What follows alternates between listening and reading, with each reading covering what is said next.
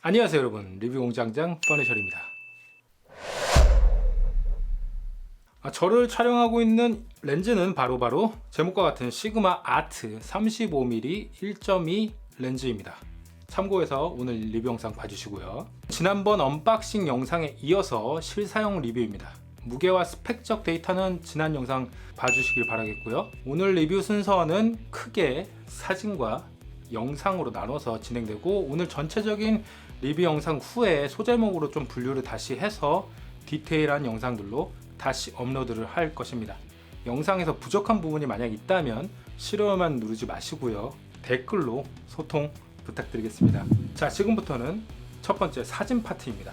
A7과 S1 공통으로 사진과 영상 다 다루는 바디이기 때문에 다 보시고 가시기를 추천드리겠습니다. 샘플 파일 보시면 화질과 해상력은 1.2 최대 개방에서도 상당히 압도적입니다. 역시 시그마 렌즈의 화질은 S1 바디에서도 잘 표현되고 있습니다. 추가로 렌즈 왜곡 현상이라든지 그런 게 이제 원본 이미지에서도 보시다시피 잘 억제되어 있습니다. 조리개 단계별로 사진들 보시더라도 화질 저하나 그런 부분 없는 거 확인하실 수 있고요. 인물 촬영 시에도 인포커스 부분에서 역시 칼과 같은 해상력 보여주고요. 1.2 최대 개방에서 4K 방울 정말 어지러울 정도로 빵빵 터지고 있습니다. 아주 머리가 어지러울 정도로 다 날려버립니다. 이 빗망울의 특징을 보시면 느끼실 텐데, 사진의 중심 쪽은 거의 원형에 가깝게 나타나고요. 사진의 중심부에서 조금 벗어날수록 아나모픽 렌즈의 보케처럼 고양이 눈 형태의 길쭉한 빗망울이 맺혀집니다. 사실 이게 의도된 건지 아닌지는 제가 정확한 데이터가 없어가지고 왜 그런지는 확인이 어렵습니다. 시그마 다른 렌즈 보유하신 분들 영상 보시면 댓글 꼭 좀 남겨주시면 정말 감사드리겠습니다. 빗망울이 좋다고 느끼시는 분들도 있을 거고 아닐 거라고 생각하는 분들도 있을 것 같은데요. 이런 보케 형태를 활용한다 치면 사진 촬영이나 영상 촬영 시에 일부러 피사체를 중심에서 벗어나게 촬영을 해서 아나모픽스러운 보케를 연출하고 싶을 때 활용을 한다든지 하면은 좋지 않을까라는 생각도 해보고요. 그리고 연사 속도와 초점 속도입니다. 고정 초점과 연속 초점 이 두 부분에서 모두 네이티브와 거의 차이가 없을 정도로 빠르게 작동을 합니다. 포커싱 타임이라든지 신뢰도, 연사 속도는 거의 네이티브급 그대로고요. 근데 정작 사실 중요한 거는 루믹스 S1 자체의 AF 신뢰도가 많이 떨어진다는 점입니다. 레퍼런스 바디 자체가 좋지가 않으니까 AF 부분은 사실 리뷰 자체가 의미가 없습니다. AF 속도가 좋다고 극찬하는 여러 유튜버들이 있지만, 개인적으로 저는 신뢰도 면에서는 인정하기 조금 어렵다고 봅니다. 이 부분은 바디 자체의 문제니까요. 렌즈의 퍼포먼스하고는 별개의 부분입니다. 자, 다음은 색수차인데요. 이 부분은 조금 아쉽습니다. 1.2 최대 개방에서 DR차가 좀 심한 그 피사체를 촬영할 때, 특히나 태양광이 있을 때요, 보라색과 연두색이 좀 자주 보입니다. 특히 어느 경우에는 하나의 색상이 아닌 두세 개가 나타날 경우도 있고요. 기본적으로 마운트만 다른 소니 35mm 1.2에서도 같은 현상으로 발생한지도 저도 좀 궁금합니다. 제가 촬영한 샘플들에서는 많이 발생을 했습니다, 색수차가. 자, 그럼 사진 파트에서 장단점을 총 정리하자면, 장점은 역시 칼같은 해상력, 네이티브 수준의 AF 신뢰도와 속도, 그리고 1.2 조리개의 밝고 화려한 보케, 그리고 조리개 링의 편리함, 이 정도 될 것 같습니다. 퍼포먼스라든지 빌드 퀄리티 모두 만족스럽다고 판단할 수 있을 것 같습니다. 그리고 단점 부분입니다. 첫째, 시그마 무겁습니다. 그리고 색수차 발생 빈도가 조금 있는 편입니다. 자, 다음은 영상 파트입니다. 영상도 역시 해상도 앞살 다 씹어 먹습니다. 해상력이 좋은 만큼 색 보정 시에도 역시 재현력도 매우 만족스럽습니다. 1.2라는 이 강력한 조리개가 실내 저조도에서도 ISO 걱정 없이 촬영이 가능하고요. MF 수동 모드의 포커스 피킹 있잖아요. 그 기능에서도 해상력이 좋아서 그런지 몰라도 인포커스 상황을 좀 더 명확하게 확인할 수 있는 것 같습니다. 제 개인적인 느낌이에요. 보케도 역시 만점입니다. 만점.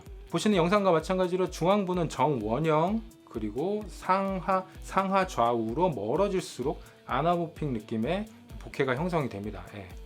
발로 찍어도 솔직히 저 같은 개나서도 감성 뿜뿜 나는 영상 뽑아낼 수 있는 렌즈입니다. 역시 밝은 렌즈로 인한 장점이 아주 많은 렌즈예요. AF 부분도 네이티브와 동일한 수준입니다. 잘 나왔습니다. 대신 L마운트, 파나소닉 S 시리즈 라인에서는 수동 초점으로 하시길 권장드립니다. 안 그러면은 다 지워버리는 불상사가 발생하실 수 있습니다. 자 이제 단점을 얘기해 볼 차례인데요. 영상은요, 상업 촬영용을 아니면 손으로 핸드헬드로 촬영하는 장시간 촬영하는 경우가 아주 많습니다. 바디와 렌즈 포함해서 무려 2kg 가까이 됩니다. 넘을 수도 있고요. 손목이 시큰거릴 거예요. 아마 멘탈 잘 잡고 하셔야 됩니다. 근데 1.2 조리개 그리고 미러리스 전용 렌즈, 풀프레임 미러리스 전용 렌즈로 나와서 혼용 렌즈보다 무게와 길이를 줄였기 때문에 단점이 아니라고 하실 분들도 계실 거예요. 모든 게 상대적이니까요. 저도 후자에 좀 속하는 편입니다. 그리고 OIS, 즉 렌즈 손떨방이 없습니다. 근데 이 부분도 뭐 바디 손떨방이 탑재된 A7이라든지 S1 모델의 렌즈이기 때문에 솔직히 렌즈 손떨방이 없는 거는 실사용에서 그렇게 체감이 되진 않았습니다. 관련된 영상도 한번 잠깐 보시고요. 자, 세 번째 단점은 초음파 모터인 HSM 방식, 즉 하이퍼소닉 모터. 이 HSM 방식이기 때문에 포커스 헌팅 시에 빈번하게 좀 소음이 발생을 합니다. 근데 이게 조금 거슬릴 정도로 들려요.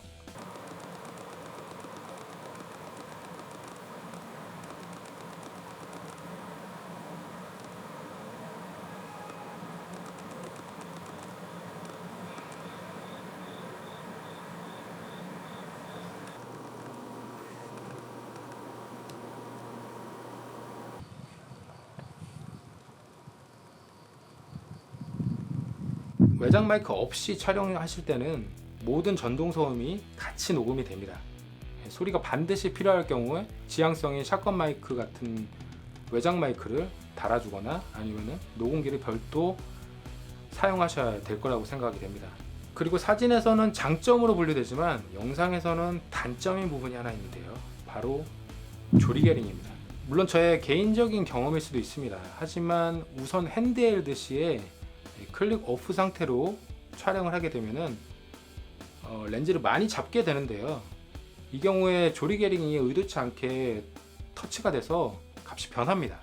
이로 인해서 영상이 갑작스럽게 밝아진다든지 어두워지게 되고 촬영 당시에는 솔직히 잘 모르고 있다가 모니터링 촬영 끝나고 모니터링 할 때 알게 된 경우가 좀 빈번히 발생을 했거든요. 결국 클릭 온 모드로 고정해 놓고 쓰게 되더라고요. 스튜디오에서 고정하고 뭐 케이지라든지 그냥 스탠드 삼각대에다 고정을 한 상태에서 촬영할 때에는 좋은 기능이긴 하지만 핸드헬드 시에는 이렇게 치명적인 인터페이스가 될 수도 있을 것 같습니다. 그리고 또 단점이 있는데요. 바로 그 사진상에서 단점으로 지적되었던 색수차입니다. 역시 영상에서도 색수차가 발생을 합니다. 이 부분도 조금 아쉬운 부분인데요. 해상도와 재현력이 끝내주는 시그마 아트 35mm지만 색수차가 사진이든 영상에서든 DR차가 심한 공간에서는 역시나 발생을 하더라고요. 이 부분도 영상에서도 역시 확인됐고요. 관련된 샘플 영상도 한번 보시고요. 참고하시길 바라겠습니다. 네, 여기까지가 퍼니셜이 준비한 시그마 아트 35mm 무려 f1.2 풀프레임 미러리스 전용 렌즈 리뷰였습니다. 잘못된 정보로 제가 지식도 없이 나불댔다면 싫어요만 누르지 마시고요. 댓글로 바로 잡아주시면 정말 감사드리겠습니다. 퍼니셜은 꼰대가 아니에요. 모든 꾸지람을 받아들일 자세가 되어 있습니다. 그리고 영상이 도움이 되셨다면 앞으로 계속될 리뷰 컨텐츠를 빠르게 받아보시고 소통하실 수 있게 좋아요와 구독 부탁드리겠습니다. 항상 건강하시고 행복하시고 성취감 있는 하루 되시길 바라면서 지금까지 리뷰공장장 퍼니셔였습니다. 이만 물러가겠습니다. 안녕히 계세요. 뿅.